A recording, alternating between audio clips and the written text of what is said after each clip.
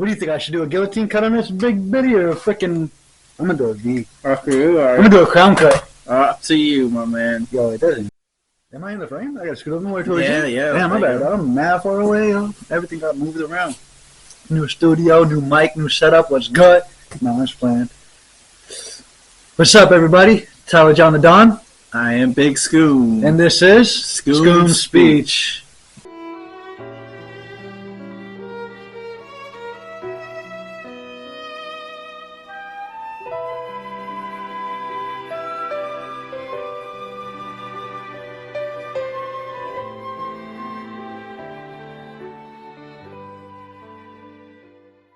So, on my drive in today, I have a couple questions for you. Are you ready, sir? You got your cigar lit? And we ready to take off, man. Yeah, it's a big cigar. It's a 770.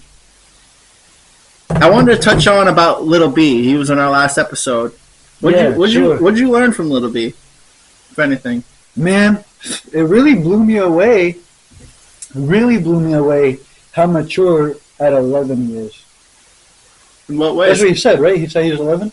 Yeah, he's 11, yep. Yeah, so In what that was ways? a good interview, man, because he gave me a lot of insight about, like, I don't know, kind of in one way or another, he reminded me of myself when I was younger, too. Okay, you're being extremely vague, man. The people want to hear your truth, baby. Speak your truth. Look, if you don't know what I'm saying, Your go back and watch the episode. Your feelings are valid, man. Yeah, go back and watch that I'm just episode. playing. If you missed the episode with Lil B, you're missing a lot, seriously.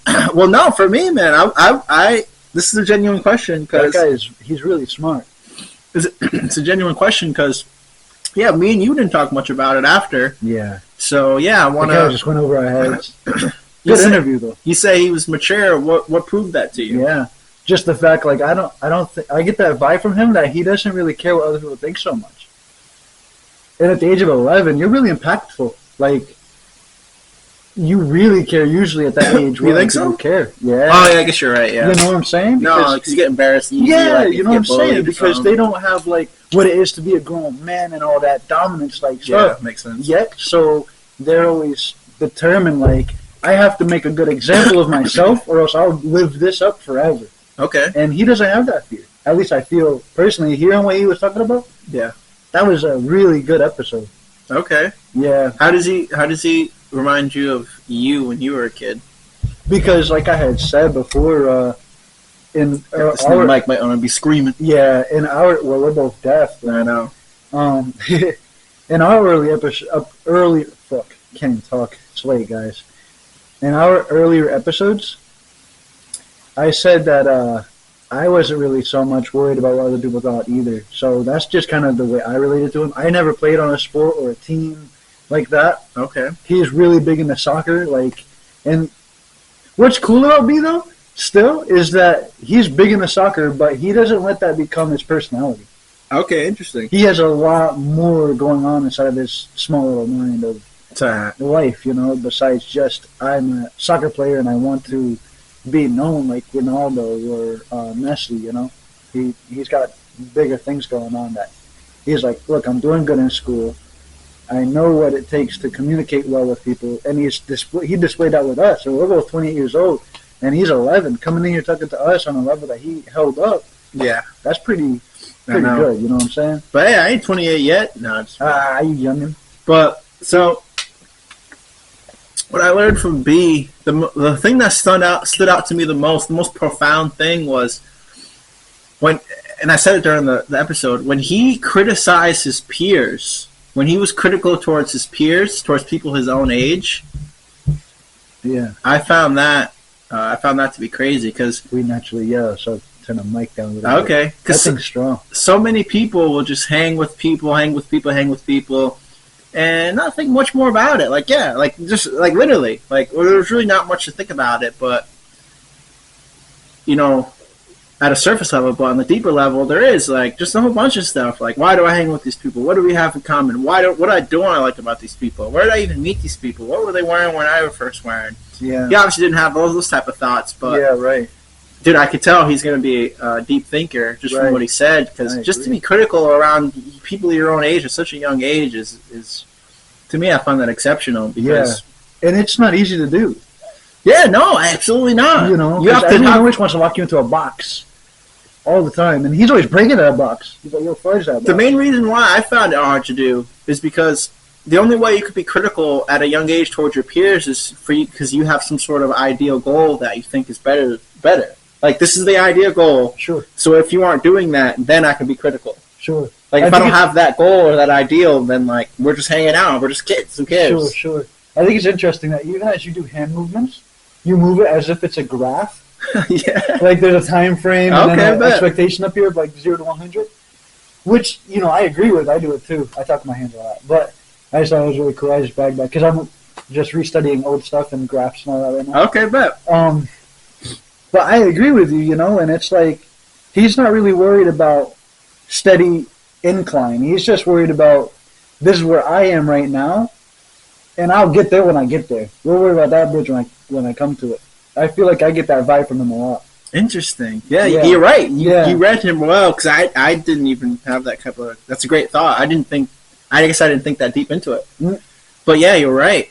That is 100% where he's at in his life, which is crazy to like, because that's what all adults are doing. Sure. All adults are saying, "Sure." What'd you say? It's like how to rush to get to my end goal instead of living right here where my feet are. Is what I was trying to say. Oh, I thought you were saying something else. Well, no, but what I meant was like he's comfortable at where he is at right now, and he knows he'll get there once he gets there. He'll worry about that. Yeah, that's. You know what I'm saying? But I say that's to go with that because he can sit down in a room with late 20-year-olds at the age of 11 and hold a conversation and let you know where he stands and why. Okay. Which I think is pretty respectable, you know? Here's how I took in what you said and why I was making so many faces and thought it was really smart because... Oh, so now you're calling me dumb? No. Why? The opposite. No, I mean... What you said that provoked so much thought and such a reaction from me is because I found it to be really smart, not dumb. Yeah. No, and so and how I interpreted it was all people have a goal. Yeah. And you know, so I would say probably the really smart ones are thinking, all right, well, this is my goal. I'm going to work towards my goal, and like I don't really know anything else about life. I just know I have a goal and I'm going to work towards it. Yeah, sure. And as long as it all works, as long as I do that, it's all going to work out at the end. Right. And so that's the vibe that... Right, but that's still very based. Like, I do agree that is what most humans operate on, and that's not where he is, because he is much more intellectual. I mean, no. Here's where I'll disagree with you, because most people don't have a goal. You can't call a dream a goal. A goal is something that you're actually working towards. Because we all have dreams. Yeah, most people have a dream. If you want a McLaren, drop a 1 in the comments. Most people have a dream that they call a goal, think they're working towards that goal. They may be working towards that goal, but they're not working towards it every day. No. And it's you shouldn't qualify that as a goal. You're right. Like, you know, if it might be his dream to be a professional soccer player one day, but I don't think that he goes to school and operates every day on that dream, right? I was just about to say that. Because that's why I was bagging what you were saying, because, like, he knows that's part of him, and he's okay with that. Yeah. That's cooked if you want through it. Okay, you couldn't have said that better because I know B pretty well, but what we've got to know from him in that last conversation that I feel confident to say is if he wanted to be a professional soccer player, he would be working towards that through his actions every day. Like, we'd be able to tell if that was his main goal. Yeah. Like, I feel pretty confident saying that. Well, he may not know what his main goal is. Yeah. But at the age of 11, though, at least he knows where he wants to try to be. But you know, we may know it's not that. Shake up this boy. Because of how he lives his life. He's just a really smart kid, man. Yeah, he is. Definitely ahead of the curve. Oh yeah, for sure. So anything? The smell of matches. Anything you want to talk more about that, or are you ready for my next segment? Yeah, no, we can move forward. I agree. I mean, a very interesting kid, and he's super interesting. A strong guy though. Like, he's got good morals, and he's pretty well-rounded. You know. Okay. Yeah. So my next one is you're reading a new book. Rich Dad, Poor Dad. Very good book. If you don't know the book, check it out. I know you can find it on Audible. You can probably find it on YouTube. You find it on YouTube? You can find it on YouTube. Rich Dad, Poor Dad. Type it in. You're not listening to it on YouTube? It's a Hawaiian guy. No. No, I got it on Audible, buddy. I got free credits. What the heck? Oh, okay. I downloaded it. Now I own it forever. Yeah, yep. He's a Hawaiian guy. Robert Kiyosaki. He's pretty whatever. He's pretty whatever on social media now. Kind of blowing up a little bit. Oh, really? Oh, yeah. I would have never known. Well, not that I dissed the guy, but... You've just started, right? You're a couple hours in? I just about finished it today. Okay. Yeah. What have you learned from that book? I know you have some questions you want to ask me, too. Yeah, well... What have you learned? Actually, if you don't mind, I was... while I was listening to this book, I was texting some of my family members. What really stood out to me was this... money seldom solves problems. Intelligence solves problems. Nice, I love it. And I thought that quote was really good. I rewinded that by 30 seconds and listened to it like 3 or 4 times. And I was reminding myself, okay, you have goals and aspirations. We all do. We all want more money. Whatever. Dream of hitting the lotto. Whatever you want to do. Side hustle, grind, whatever you want to call it. It's all to obtain what? Monetary value. Okay. But you got to realize you can get it, but what a lot of humans do, and I'm guilty of it too, is if you aim for the bigger paychecks, then you just think of it as, now I can spend more, right? Instead of still live on the humble level of only $100 a week or whatever, and put away more at once. Now it's like $750 you're putting away instead of an extra 4 or 5, you know? Yep. So money seldom solves problems, intelligence does. Okay. That's why it stood out to me so much. Dude, today when I heard that, I changed. Okay. I changed today. What does that mean? Like, I take that as, because you didn't, I take that as in, like, you just want to get more intelligent? That's what I take it. What do you mean by that? I'm just probably interpreting it wrong. So yeah, no, I just think it's more about the way that you move your money. Because there's so many different ways to move your money. Okay. And it's like, you know, I'm a real big spender on cigars. Like, I'll gamble on cigars. I'll place bids and bets and all kinds of stuff to get more. But it's like, well, obviously that won't get me to my end goal. Okay. Obviously, right? So it's like, okay, if I understand that, that's fine. I'm a splurger. Like, me and my woman, I like to splurge on her. We're going for a fancy dinner. I tell her, do your makeup, put on your favorite outfit. Let's go out. You know what I'm saying? And I'll go and not budget my check at all. Why? Because I'm a type of thinker that's like, I'll get more next week. I just got to go back and work for it. Okay. Well, now I'm a slave to my money. I'm not working for the money. Or no, sorry, the money's not working for me. I'm working for it. You know? So it's wrong. And it's right from the book. I love it. Right, exactly. Right from the book, That's literally. Quoted, yep. Guys, go find it. Look up this book. If you have a problem with money, it's probably an easy fix. It's just a little bit of a mental shift. And if you're really willing to, it'll work for you. And I'm going to prove that. I'm going to be the proof of that. Nice. Yeah. There's a couple great points in that book that I just remember. A couple, buddy. It's an 8-hour book. And I think every chapter teaches you something. Like, 100%. So they went to this guy that they looked up to, right? One of his friend's fathers that owned his own company. He says, I'll pay you guys for 3 hours, 10 cents an hour, so you get 30 cents. And you do this for a few weeks till you get tired of it. Once you come to ask you for a raise, you're either going to want a raise or quit. So I say, let me teach you a new lesson. You're now going to work for free. Okay. And now what's that mean? What does that mean? Well, to me, business owners, I think, always work for free. I know a few business owners very personally, and they don't bring home hourly wage paychecks and stuff like that. You know, like, okay, they pay their employees, and then whatever they get off the top is what they get. If it's a large profit or a small profit, whatever. Maybe you need to do something different with your management team, gas them up, you know, encourage them or influence them in a different way to act differently or however they're going to do it to get sales going more. If you need to make your profit as the big top dog better, you know? Because no matter what, if you hire 10 people at 20 an hour, you got to pay them, buddy. Okay. You know, if they work 40 hours, 30 hours, 25 hours, you got to pay them. And then you get whatever's left. So that's why I think that coming to grips of the expectations, because, he made a really good point. He said, well, once you know what you're making, you know you're going to make 30 cents a day. What are you going to do with the 30 cents? Your mind's already running. I'm buying ice cream, candy bars, comic books. You're going nuts, right? Everything you can buy for 50 cents. Yeah. 30 cents. You're going crazy. And that's what you got to break. The expectation of ready to spend it. Like, dude, get it in your hand first. Okay. Get a lot of it in your hand first. So working for free kind of can teach that. Mm-hmm. Because that is right around the beginning of the book, and there's a lot of meaning behind that.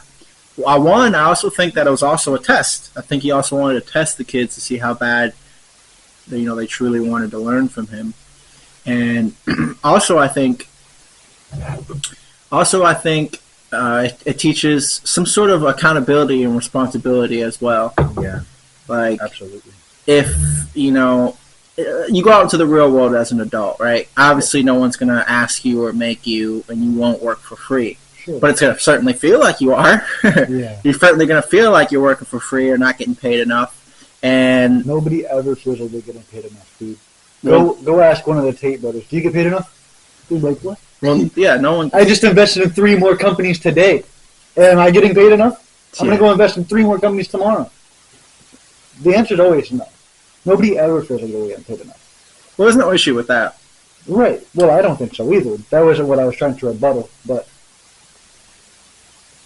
so, you feel like you're going to be working for free all your life, or darn near that. And the point is, that he was trying to make is like, that's your fault. Like, that's your fault. You need to do something about it. Yeah, you can be all mad at me and blame me, your employer, for not paying you enough. Or you can go do more about it. Go whatever. Get another job, or that's what invest, or blah, blah, blah, blah, blah. But regardless, whatever you're making now in life is your own fault. Sure. And I think that's a great way to teach, a great thing to teach a kid, that responsibility and that accountability. Because no one's going to want you to make more money. Only you are going to want to. Of course. So I feel like, when you're working for free and you're all pissed off, like how they were in the book, and they were all mad, it also teaches it also taught a certain will and desire. Yeah. They both reached that point. It's an expression in football where they're like, oh, you just put your mouth guard in and move forward, just go. Sure. They both reached this point where they're like, hey, like, they look at each other like, we're going all in. Yeah. There's no return, whatever the expression is. There is no return. There's what these guts two glory. What these two friends in this book reminded me of? What? Was you and I. Okay. Dude, these guys in this book are 9 years old. 9. Oh. And I'm listening to this book, and I'm like, if only I knew this at the age of 9, and the different ways everything moves. But it's all good, because we can't go back in time. We can't change what we didn't know. Of course, that's like the big thing of life. But I look at it and internalize it this way. I have niece and nephews. Teach them this if they want to learn, if they show interest or whatever. But it's definitely useful knowledge. You have questions about it too still, or no? Oh, no. Well, my question wasn't directly to the book. It was directly to you and a future plan that you had told me personally that you had. All right. So I just had a few questions about that. But if you're ready to get to that. No, not yet. I just wanted to make sure. So no, not yet. I wasn't there yet either. One of the best things that book taught me was about like fear. And it's just like, we all fear. Money is security. Money is a security. It's security for your future that you sacrifice for work. I didn't learn this from the book. This is someone else. Yeah. But you sacrifice time. You receive money. So that time that you sacrifice will mean something in the future, and that's cash. So there's so much security tied to it. So anytime money gets brought up, it's typically just it's like there's like nothing more emotional than money. Yeah. Fear, happiness, joy, excitement. It's just so much emotion tied to it. So that book kind of taught me how to separate from that a little bit, and it's really good in that way. Just it's so crazy to think, but like just imagine trying to view money where you're sitting right now in a way that doesn't have a lot of emotion behind it. Yeah. And that allows you to, like you said, you use it to work for you, right? You don't go out and start spending food, like random food or random crap. See a new chain, you got a cup of chain, a new earring, whatever. It feels good, But that's the reason why we'll always be where we are. There'll always be a certain point to where we can't break through, because even if you do come up on something big, you're sitting on 5K. Then you just think about what the hell I could spend on 5K instead of just buying a few measly cigars and feeling good about it. You know what I'm saying? Like a great quote that I've used before, and I've definitely told you before, was from the richest man in Babylon. I tell a whole bunch of people this quote, or this axiom. Sure. In the book, right? He's like, all right, you say you have a room full of people. There's 10 people in the room. That guy makes 100,000. That guy makes 80,000. That guy makes 50,000. That guy makes 70,000. That guy makes 20,000. That guy makes 10. That guy has a family. They have a family. That guy's got no family. He's got a family. He's got a hurt grandma. What they all have in common is that they're all freaking broke, even though they're making different amounts of money. And some much large amounts, and some large amounts, some small amounts, but they all relatively broke. And yeah, it teaches. But what's the difference in poor and broke? You remember? What? Oh, you remember? It's in the book. It's in this book. Well, if it's what we went over a couple episodes ago, broke is, I forgot which one's which, but one has to do directly with monetary, finances. Sure. And I don't know the other one. If I had to take my own guess, sure. I would say, I don't know, the other one would probably be when you have no plan. Boom. That's how I would take it. Being poor means you're going to stay at the bottom. Being broke is temporary. I like that. Yeah. I mean, poor is a mindset. It's kind of a trap if you really think about it. I mean, I definitely agree with that. I mean, you got to cut people slack. You have to cut people slack. Like there's no right or wrong way to live life, but there's absolutely nothing wrong with just wanting to be happy in this world. Yeah. Not being disconnected to having a bunch of money. Sure. Living a life that is whatever. There's nothing wrong with that at all. I don't think there's anything wrong with it, but I think that's the problem is we cut too many people slack. Why don't we see more people in the gym? Come to and slack. Well, for some reason, everybody's too comfortable being complacent. Well, no, the gym's completely different. You are wrong if you don't exercise. You are doing. There's nothing you could say where you could say, oh well, me not exercising is beneficial. There are no benefits to not exercising. Right. There's absolutely none. There's actually a lot of people that are, they are idolized now, but when they were younger, they had some sort of medical issue where it could have really stumped them forever in their life, but they didn't let it. Tristan Tate is one of them. Okay, I like one that. Of those people. Yeah. It's like they found out they had some sort of deficiency or something. Yeah. And if they knew back then how serious it was, then they would have made it worse in their own mind and then never taken care of it. But now look at them. That's a great point. Professional fighters, athletes. I mean, these guys are healthy as heck, and we even see them do crazy things that would make you incredibly unhealthy, like the world's largest cigar smoking and nicotine packs and alcoholism. Yeah. But they still train like animals. Yeah, you made a great point. I mean, and everybody knows this, but anyone who's successful are typically the people who go through the worst and the hardest times. That's practically a fact. Yeah, because like in our first episode, that's where character comes from, and that's who you are. I love that. It's from the pain, from the suffering, from the whatever. I agree. From the outcast and all these things, dude. You're ostracized, all these bad things. You could be like, oh yeah, well I am just everything that they say I am. You are if you let yourself be everything they say you are. If you told me I'm bald and ugly, you could say, okay, well the characteristic trait is easy to change. I could grow my hair back out. I could do all kinds of crazy structural things to my face if I want to spend money on that thing. Or I could just go to the gym and now I'm not so ugly. There you go, man. You know what I'm saying? I mean, think of one leader. All these leaders, probably that anybody thinks of, is leader in one way or the other. Either they're really good with their mouth and their mind, or they're really strong and they can outrun you, outlift you, whatever. You know what I'm saying? Like, leaders aren't people that sit around and just eat and cry. I think intrinsically, intrinsically, subconsciously, people know what it takes to be whatever, successful. The Incredible Hulk is a leader. Look at the Incredible Hulk and go look in the mirror, and you got to become that. Yeah, but here's where I say you should cut people slack. Like, why would people want to? There's no real reason want to. Anyone who decides this type of whatever you want to call it, success in any way, requires some sort of obsession. There's no reason to revolve your entire life around being successful in some aspect of human nature or kind or whatever. There's no real reason to. There certainly ain't no real rational reason to.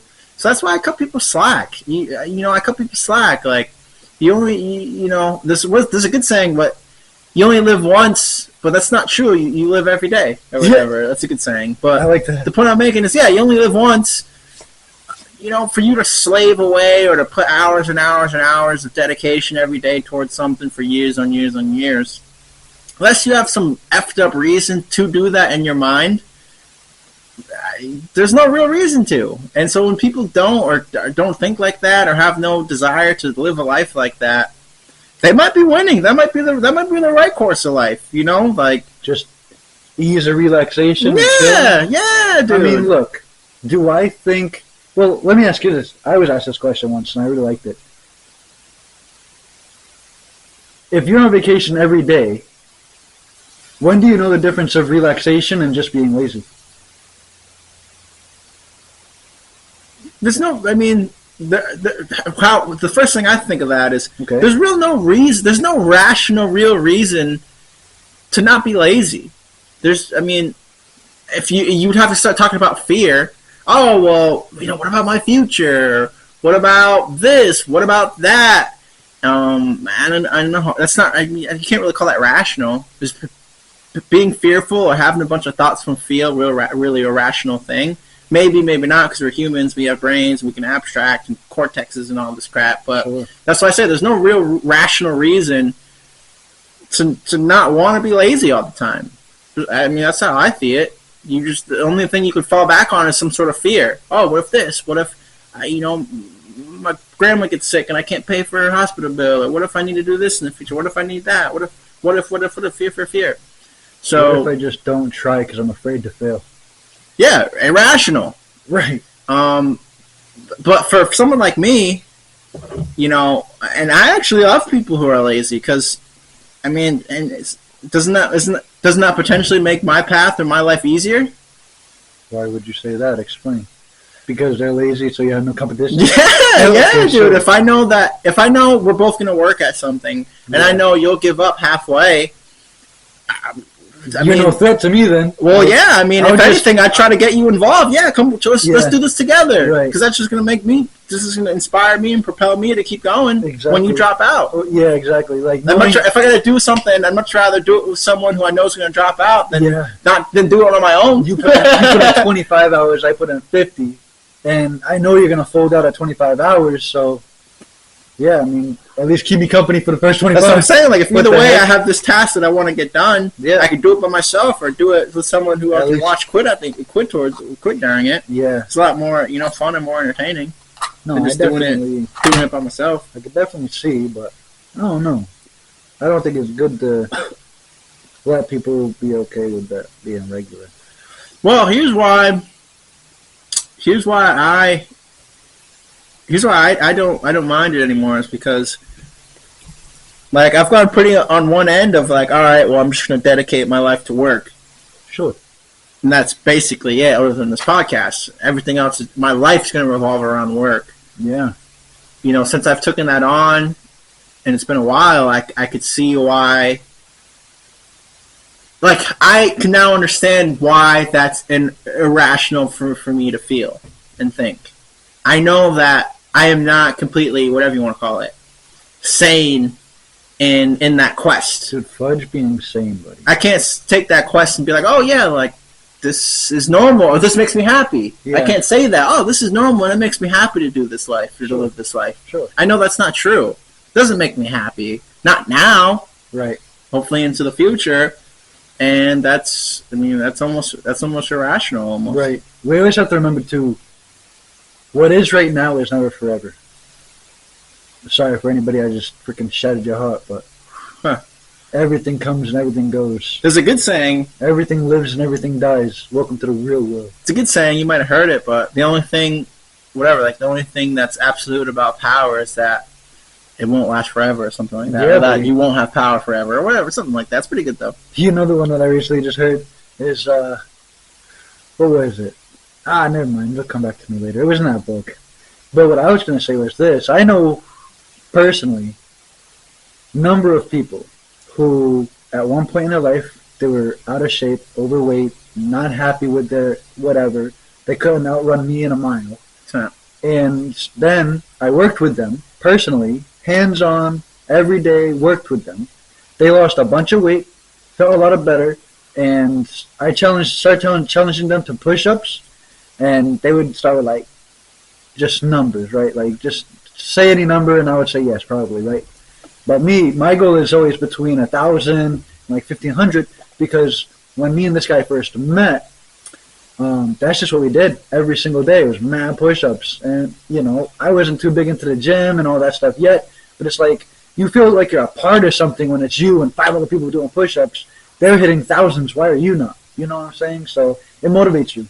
Like that you said, it's that drive. Like, oh, they're going to drop out, so I'm going to just keep going. Yeah. I'm just keep going. Yeah. As soon as they stop, I do like 30, 40, 50 more, and then they're like, he's still going. Yes, I'm still going. It's a mindset. You got to break that and recreate yourself. You are inside of there, and everything you desire to be is in there. Financially, strength, mentally, your speech, the way that you communicate, everything. Everything that you desire to be is in there. Every trait that you take from every one of your personal peers, you have that too. Never sell yourself short. Maybe you can. I think that's just what I'm here for. Is like just inspiring people. Like, okay, they need to remember that. Like, we are all the same. We are not all the same. No, because I'm going to do more push-ups than all of them. Nah, I definitely don't believe that we're all the same. I mean, that's definitely not true. Yeah, we have physiology or whatever. Physiologically, our bodies are all the same. Yeah, that's what I meant, though. But that's all I'm talking about. Mentally, no. We're all in different games. Yeah. Yeah. No, I definitely agree. But we don't have to be. Challenge yourself. Talk to yourself in the mirror. Listen, guys, we edit these videos, and there's no point to, T. I'm telling you. There's no real point to. There's not. There's always a point. No. You don't think so? There's no point that is rational. Dude. There's no rational point. I don't point. live on that rational realm. I don't understand it. There's no point. There's no point to. There's no rational point to really smoke cigars where we get a lot of enjoyment out of it. There's no rational point. To be better tomorrow than you were today?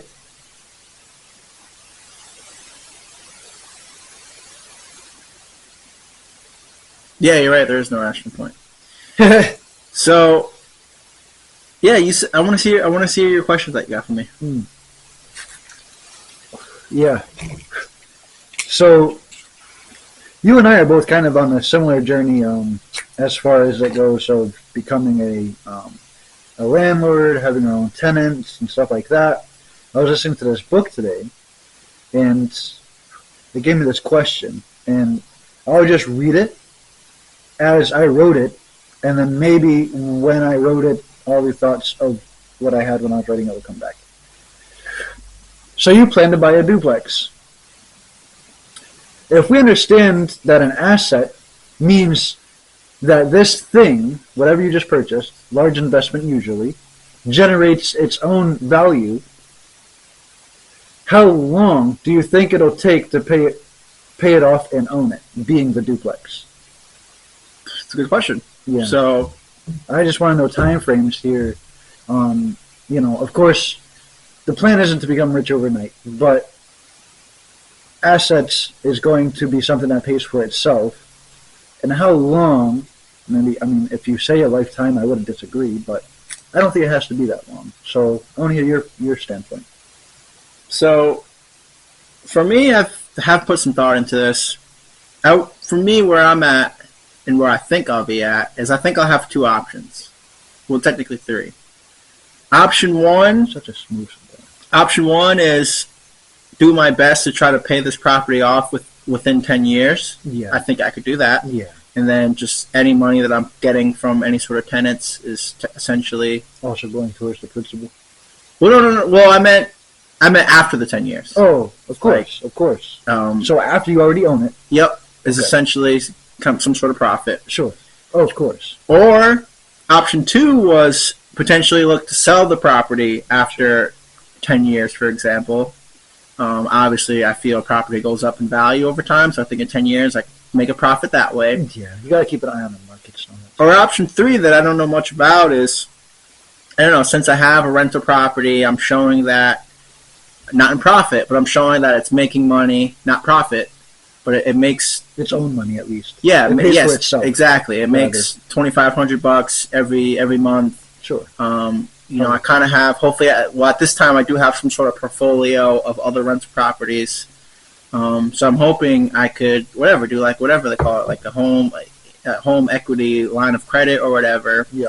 And they'll let me finance something with no money down because I have this home that, I don't know. I think they would take like, oh, you make $2,500 a month. I don't know if they like times that by 12 and like use that to determine what you can qualify for a home equity loan. I think that's kind of how it works a little bit.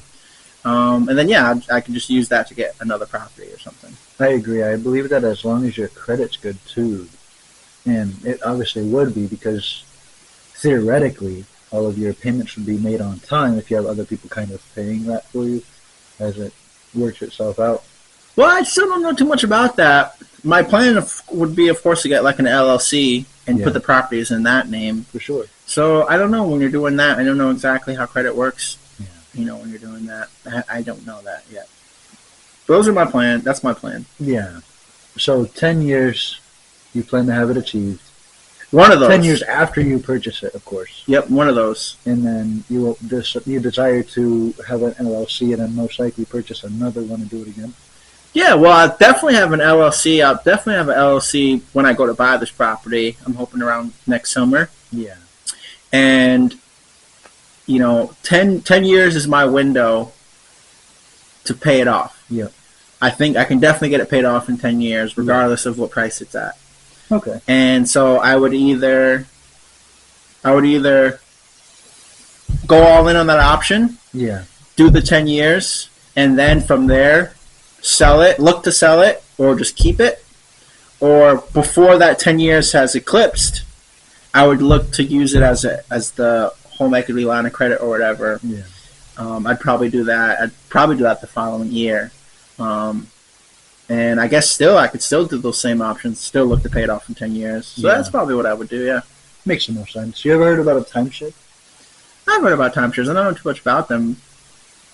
I've heard, don't get involved. I heard that timeshares are really just more of the insurance is extremely high. Because I mean... right, then a timeshare is different than an Airbnb. Or is a timeshare and an Airbnb... They're definitely different. And right. Airbnbs... I heard that those are just as much as a headache, too. No, well, I wouldn't say that, but Airbnbs are amazing. Have the opportunity to be amazing. Yeah. In profit. As long as you are sure of the people going in there over the weekends. Well, what do you mean, like property damage or something? Yeah, we're going to have homeowners insurance and things like that. I mean, that's true. I wouldn't worry about that too much. Okay. I mean, where I was going with this is I know a guy that I met through work who is making $10,000 a month off of an Airbnb property, and it's a small property.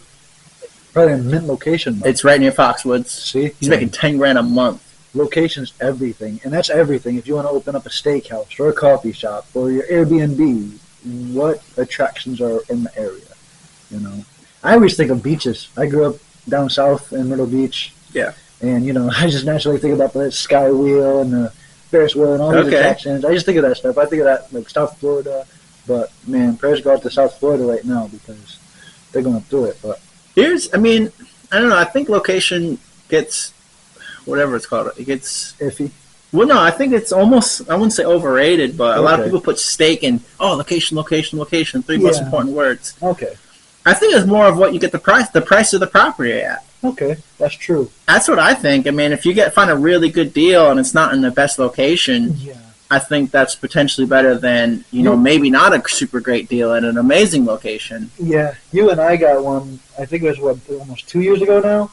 I know we went snowboarding and stuff not too far away from it, but we got an Airbnb for the weekend. I think we were there for 2 days.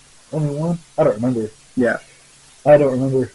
I remember that was a good time though. For me, I feel I have a couple people who I could potentially rent out to.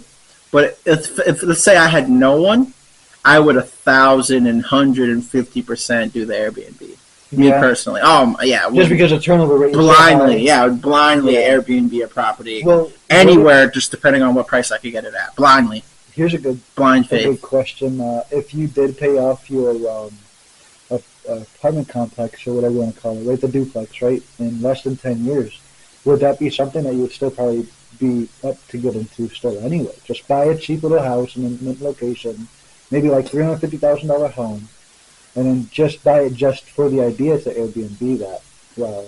100%. I mean, for me personally, this is the only reason why I work. It's the only reason why I work. I only work to get money to invest. And for me, investing, the main portion of it, the main part of it is for property. Me personally. Real estate, for sure. Once I get like 5 properties, then I would look to like start buying gold and stocks maybe potentially. But every dollar I think of for some sort of property. Yeah. Me personally. No, I'm definitely falling onto that same kind of boat. Just because of books I've been listening to recently, I've been watching a lot of other things on YouTube that just talk about the same kind of idea and concept.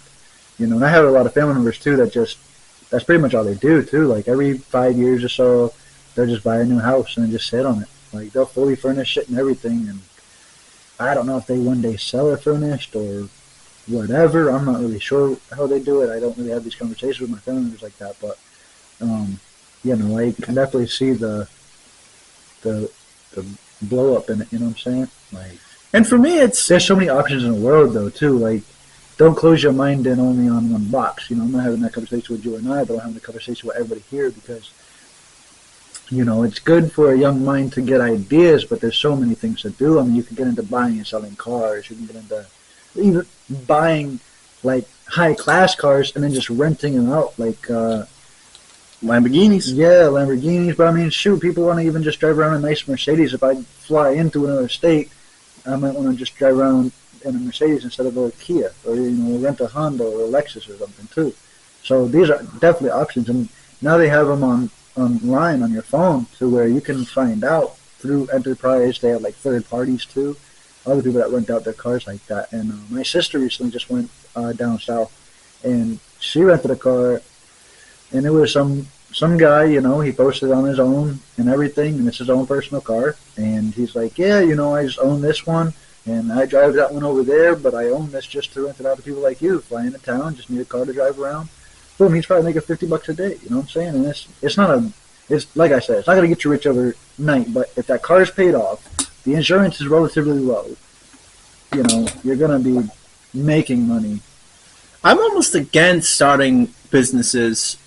I don't think starting businesses should be the first thing that people do. I am completely against it. I don't think people should ever look at a business like first without some sort of other investment and think, oh yeah, I'm gonna get rich off this business. For sure, I definitely agree. It's like the thing we talked on with the phone. Yeah, and it's a great lesson for people. It's a really good lesson for people. I usually don't even say it because it's just not the reality of the world. People won't do it, and I probably wouldn't either. And to relate it, it'd be like this. This is how you relate it. And I was thinking about this because what we talked about on the phone earlier. If I give you $100,000, like, what would you do? The answer would be that you would spend it, of course. No, of course. So that's why I think the same thing that this lesson goes back to. Yeah. If you have a business and you make $150,000, the lesson I think is you should pocket that money for yourself. Yeah. That's what I think you should do if you own a business. I definitely agree. You can, and that may be shiesty, that may be greedy, that may be immoral. who knows? Maybe your employees are working with outdated equipment. Right. From person to person, pocket that money for yourself, dude. Pocket that money for you. That's why you run this business. And people lose sight of that when they run a business. They don't think like that anymore. Oh, well, yeah, we can upgrade the machines now. We can buy new computers. We can move into a bigger office. We can hire more people.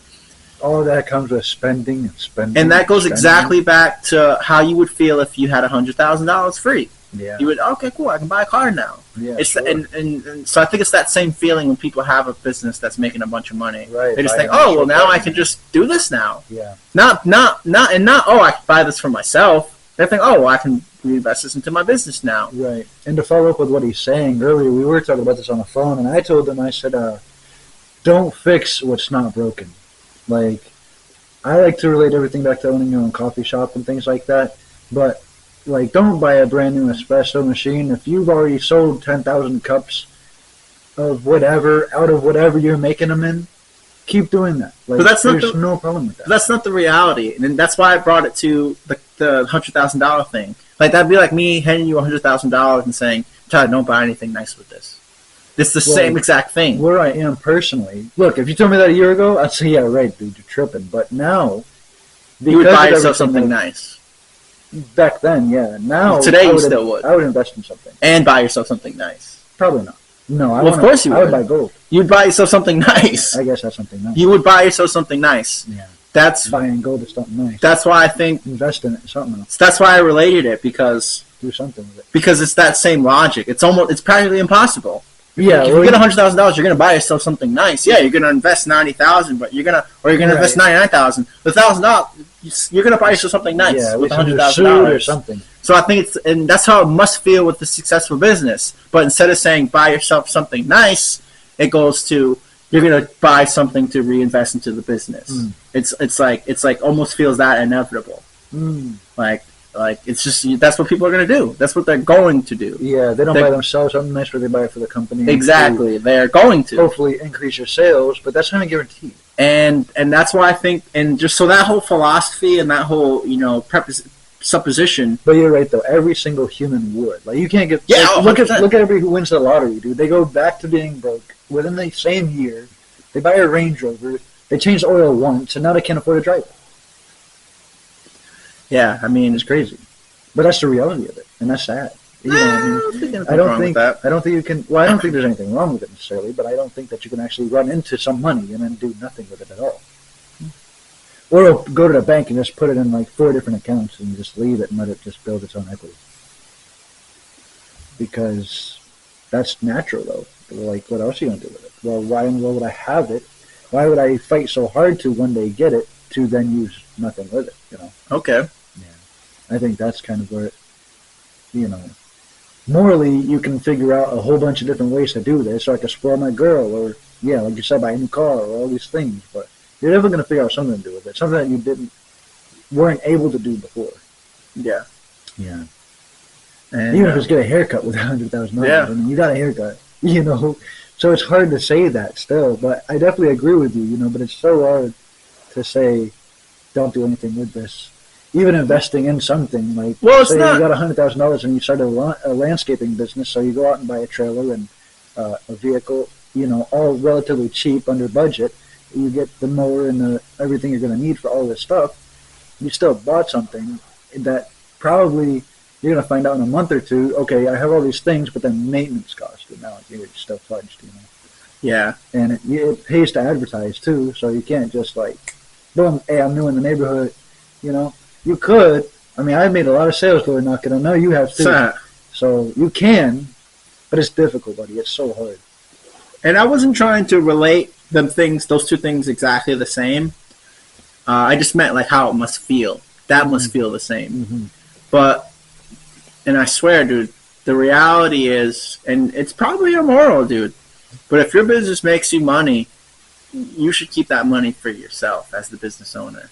That part I definitely agree with. I wasn't debunking that. No, I mean, it can't be debunked. That's what you should do. Yeah. You should. Oh, well, great. We profited $200,000 this year. I'm keeping 150,000 of it for me. That's what you should do. Yeah, of course. Well, I mean, you're the one that goes through the headache and the aneurysms all the time to keep all this stuff running. So the only reason why I think people don't management skills. There's all kinds of things to make sure everything works flawlessly. Still, you better pay yourself. But it doesn't. People don't, and it doesn't happen. Oh, they just don't. No, you know someone personally who didn't do that. It's people don't do that. I know young people who own businesses who absolutely do not do that, and so that's why I relate it. It must feel like when you get free money and you want to go spend something on yourself. Yeah. That also must feel like wanting to spend more money for the business. Sure. There must be the same feeling. There's no such thing as free money. It must feel the same because no one does that. Nobody does that. No one does that. And maybe there's good reason. Maybe if you pocketed 99% of your profit in the year, maybe your company would go out of business. Maybe. At least you pocketed that 99% though. But still. And then you could reinvest in something different. If that option failed, get into selling cell phones or sell matches. Open your own cigar shop. I don't know. Sell cigars. Who cares? Figure something else out. If one option didn't work, that doesn't mean you failed. That just means that option sucked. Then go figure something else out. Go do it again. The real, and this has got to be immoral, but the only real reason why, but I feel it's pretty smart. I think the only reason why you show up at a business is to profit 99% of the it's to pocket 99% of the profit. No, I do agree. That's it. Yeah. Other than that, make sure your employees are paid, and then after that, everything off the top is yours. It should be that, and if it was that, Goldman Sachs did that. I mean, he went more happy. Goldman Sachs went to prison because of it, but people do it, and and Goldman Sachs was known to be a professional thinker. Like that's what he would do. He'd go into business meetings. He wouldn't say a word. Listen to everybody's part. They would leave. He'd say, politely shake everyone's hand. Thank you for coming, and boom, that's the most he said. Goldman Sachs was a G. I don't care what anybody says. That dude went to prison, but that was a G. I got a question to wrap this up. Yeah, so shoot. We talked about how wanting success is totally irrational and really doesn't make any real sense. With that said, I mean, why do you do it? Why do you shy for that?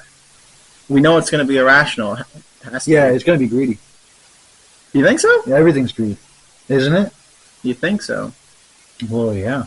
I want success to do better for everybody around me. Well, for me, that's greedy, buddy. Well, for me, I don't think it will qualify as greed, but keep going. So that's it. Your irrational desire to work until your feet fall off is so I can one day somehow provide for everybody that I really care for, everybody I love. I want to give my grandparents money. I want to bless my baby girl up with a nice 3-bedroom house at least, something really moderate. I don't need something crazy like Tony Soprano's house. Yeah, but I want to buy my boy another humidor. And do you think that's really enough? Well, no, but I'm naturally just a really genuine person. Do you know what I mean when I ask? Do you think it's enough? What's enough? No. Do you think that motivation or reason is enough to have you do it for a lifetime? I wake up and clock in every single day. Yeah, so it has been. Interesting. Yeah, it has been, and I know that's interesting. I've got a savings account that's saved up just for a few of those ideas. Like, I want to just help out people that help me out along the way. It's interesting. People that help me think, people that help me process things differently. Naturally, I would think that that's not enough. I mean, knowing you personally makes it a little bit different, but like if someone else told me that on the street. Oh yeah, no way, dude. If somebody else told me what I just told you, you're capping. I'd be like, you really think that's gonna be enough for you to do this all day, every day for the rest of your life? No way. For a lot of people, no way. Well, why for you then? Because I love those people that much. People that really stuck by my side. Like, dude, I've been through some really mental hardships and everything else. And, me doing that, I put some other people through my mental hardships too.